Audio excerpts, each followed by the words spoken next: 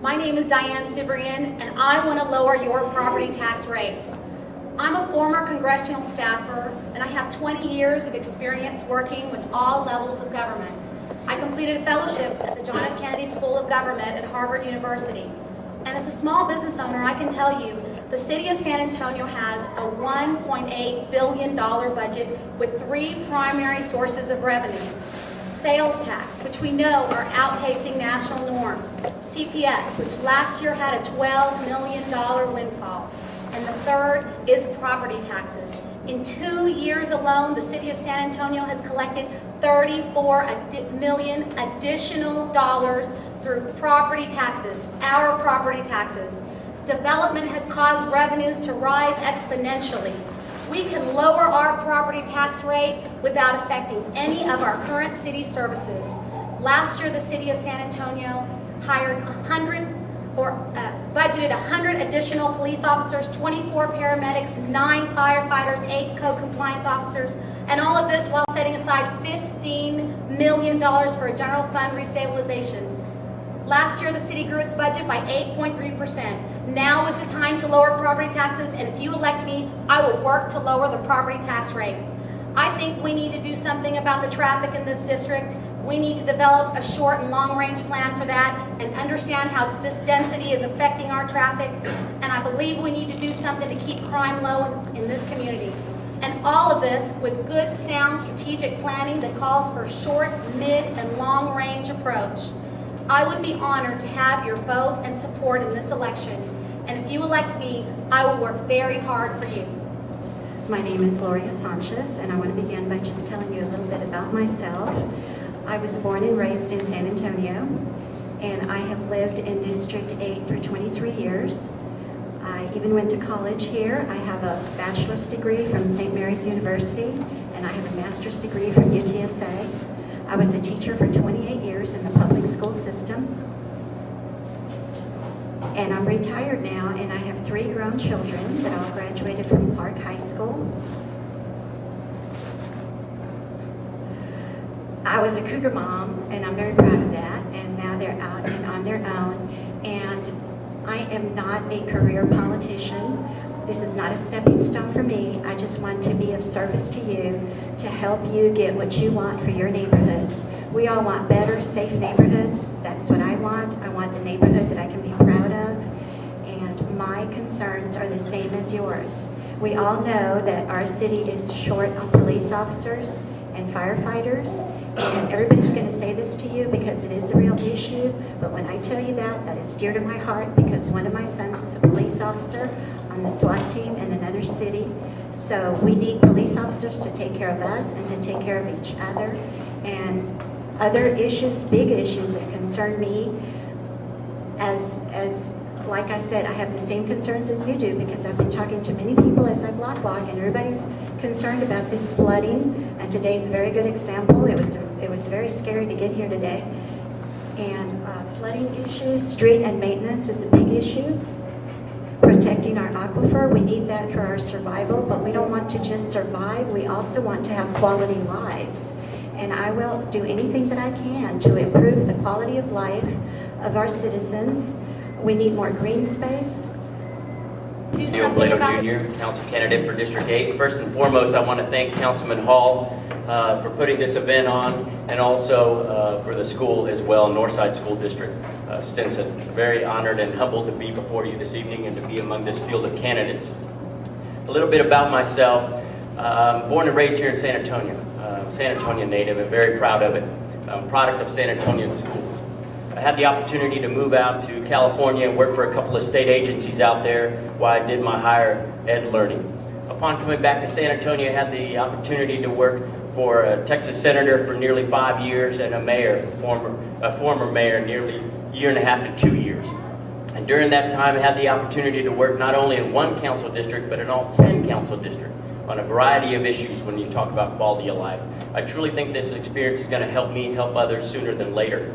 I'm really running on 3 issues, and I put these issues together because it's feedback from the general public. I've been out and about talking with folks and knocking on doors, and certainly it means a lot to me. I can't be an effective leader if I don't hear from you, the general public. 3 issues are as such. Number 1, I'm looking at customer service. It's being responsive to the citizens of District 8 and citizens of San Antonio.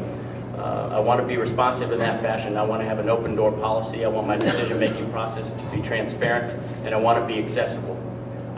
When you talk about customer service, you're the taxpayers, it's your money, and I want to make sure we're good stewards with your dollars when you talk about the budget. Number 2 is responsible growth, balanced growth. When I look at the district, folks are moving from the bottom part of the district out north past 1604, and I'm seeing that there's a lot of dead zones in the district. The neighborhood's not looking the same as they used to years ago, and I want to make sure the city of San Antonio does everything possible to bring an influx of services and amenities for the folks that want to stay at the lower end, and at the same time grow in concert with our environment out north.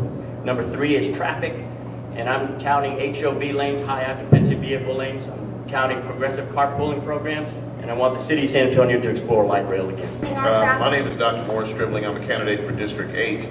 As the other candidates have stated, we are pleased that all of you are here, and we want to thank Councilman Hall for giving us this opportunity. I am a practicing podiatrist. I've been in practice for nearly 20 years in the healthcare delivery field. I'm married, 3 children. I'm originally from Buffalo, New York. I came down here to escape the snow and I ran into the heat. But I've grown to love San Antonio. It is my home. I've lived in District 8 since 1988 when I moved here that long ago. Let me just tell you very quickly, I think I'm qualified to be the councilman for this district for several reasons. I have experience that is directly related to the position. I was zoning commissioner for this district for almost 3 years. That information is critical because there are a lot of issues between the development community and our neighborhoods that need to be solved, and you have to have working knowledge of what those issues are and be familiar with the Unified Development Code. I also served on the Commission on Integrity and Trust and also the Metropolitan Health District. I have 4 council priorities, and I'd be glad to answer questions about them if it comes up. Number 1 is infrastructure. What I propose is a long-term plan for infrastructure. Currently, the city looks at infrastructure over the next 5 years. I think we should look at it over the next 20 to 25 years.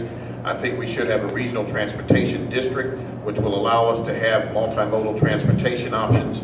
And then secondly, healthcare would also be a great concern of mine. And thirdly, public safety. And finally, campaign finance reform. And again, I'd like to answer any questions. If we can't do it in this format, I'd be glad to talk to anyone afterwards to go into greater explanation of my campaign priorities. My first question tonight will be, as a city councilman or woman, how would you address the tax issues in San Antonio? I think I've talked a great deal already about taxes. You know, San Antonio, if you read the paper recently, we're the 4th highest paying in taxes and cumulative taxes in the nation. We're number 4, and we're certainly not the 4th in wealth. I will work to lower the property taxes. We've seen revenues in this city absolutely skyrocket. There's no reason why we can't provide relief for families. And you know, one of the things I've been talking about is that we're facing a bond initiative, $550 million, city bond and a school bond. The county's looking at a bond next year. The city's going to be looking at another bond in 3 years. It's time to provide taxpayers some relief. The city would like us to buy in, and we'd like for the city in return to provide us some relief. And we can do it all without affecting any of our current city services.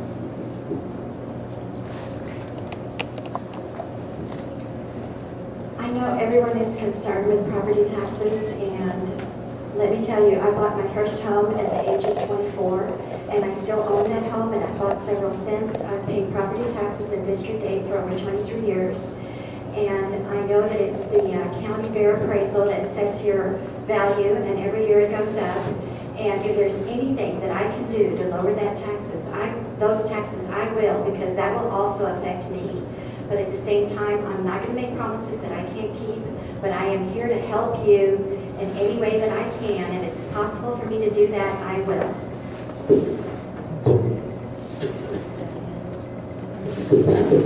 I think there's no question we all here want to be strong advocates for tax relief. I'm sure all of y'all do. No one wants taxes to go up. But I'm taking a realistic approach. Certainly I've had the experience to work up in Austin, and you heard the representative from Northside talking about the state legislature. Those are the folks that really weigh in and mandate when you talk about taxes. You have to work with Bexar County. At the same time, you have to work with our Bexar County delegation, our state delegation. There's a slew of bills right now up there on on the table in Austin when you talk about real property tax relief. And I'll be a strong advocate, and I want our IGR to be a stronger advocate for some tax relief. In reference to taxes, I think I'm going to give you one quick example. The amount of money that it cost us for our police department alone is $264 million. The amount of money that we bring in terms of taxes from property taxes is $200 million. That does not include firefighters, it does not include public works, it does not include the library. And so I think we ought to think about more fiscal responsibility and perhaps looking at alternative ways for the city to bring in revenue outside of taxation.